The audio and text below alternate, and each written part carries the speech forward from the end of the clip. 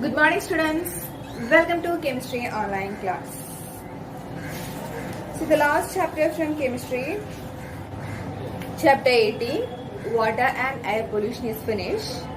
In this chapter we have discussed the causes of air and water pollution, its after effect, how can we reduce the pollution rate. So now we can discuss exercise question answers. Are you ready? Okay. So all of you please turn to page number 250. First question. What are the different ways in which water gets contaminated? Water gets contaminated by different ways. One of the ways is industrial discharge. Various industrial units dispose of wastage which include chemical. These chemicals are poisonous which contaminate the water. Another way is sewage discharge. It will contaminate the water. And third way, groundwater gets contaminated by insecticide, pesticide, weedicide from field. These are sprayed by farmers and get mixed with drinking water through rain. Second question, at an individual level, how can you help reduce air pollution? As an individual level, we can check the air pollution and can reduce.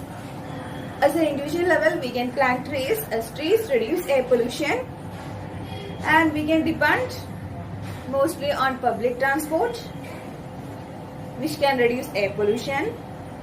Instead of going by car or by scooters, we can use by foot or bicycle for short distances. By saying no to crackers, we can reduce air pollution and noise pollution. We should not burn garbage and dry leaves. The burning of garbage and dry leaves which releases greenhouse gases and cause global warming. Third question, clear transparent water is always fit for drinking water. Comment. Clear transparent water is not always fit for drinking because it contains many microorganisms, dissolved salt and other pollutants.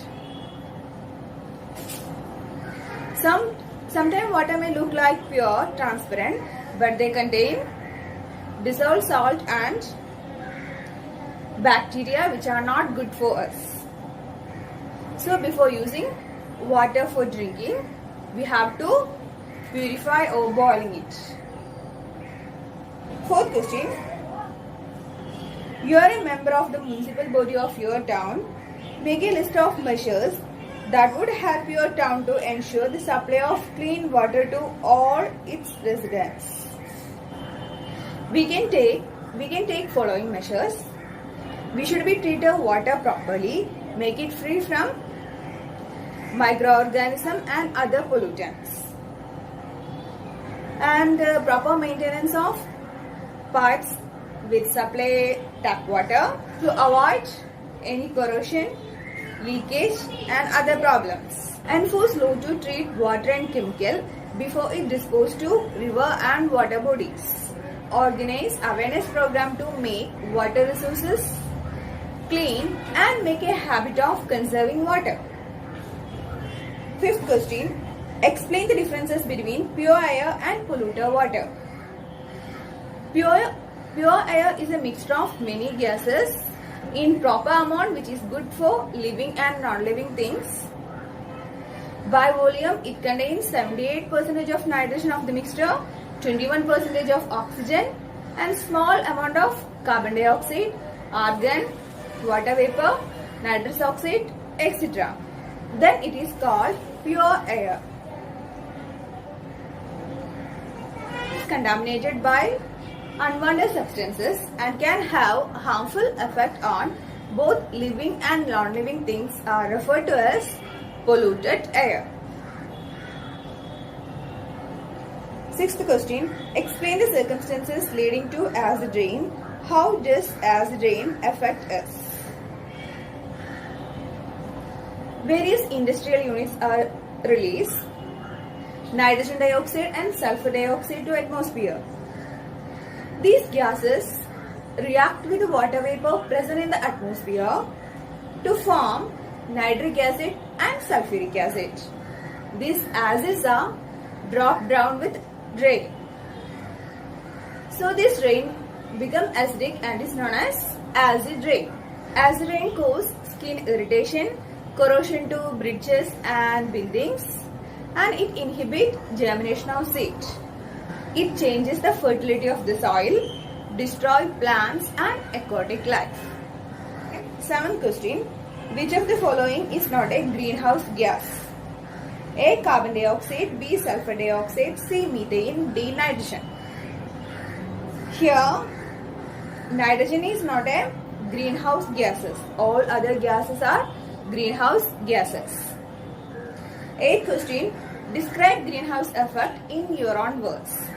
Greenhouse effect is a process in which solar radiation is absorbed by greenhouse gases. As a result, the temperature of the atmosphere increasing. The continuous increase in the average temperature of the Earth's atmosphere is called global warming. Gases like carbon dioxide, methane, nitrous oxide, water vapor trap solar radiation, and so they are called greenhouse gases. 9th question. Prepare a brief speech on global warming. You have to deliver the speech in your class.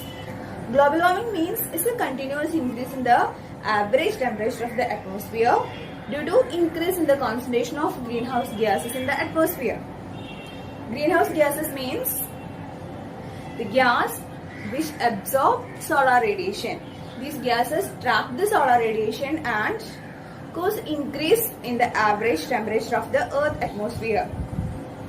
Carbon dioxide, methane, nitrous oxide, water vapors are greenhouse gases. The Kyoto Protocol is one of the agreements made among the countries to reduce global warming.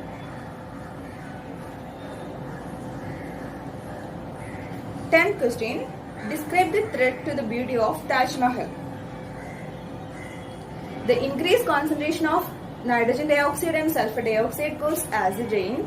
This acid rain corrodes the marble of the monument. This phenomena is called marble cancer. Suspended particulate matter such as soot particle emitted by Madura oil refinery cause yellowing of marble of Taj Mahal. Question number 11.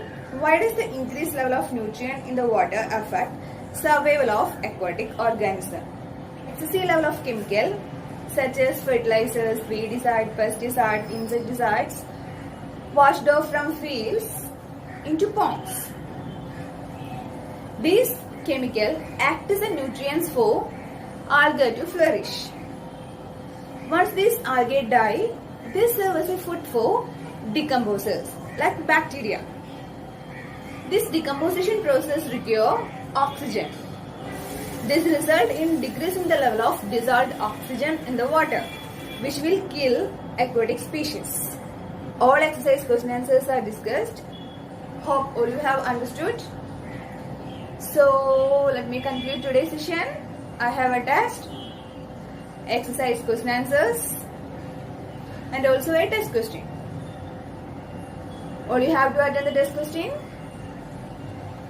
So we will meet in the next session. Thank you, children.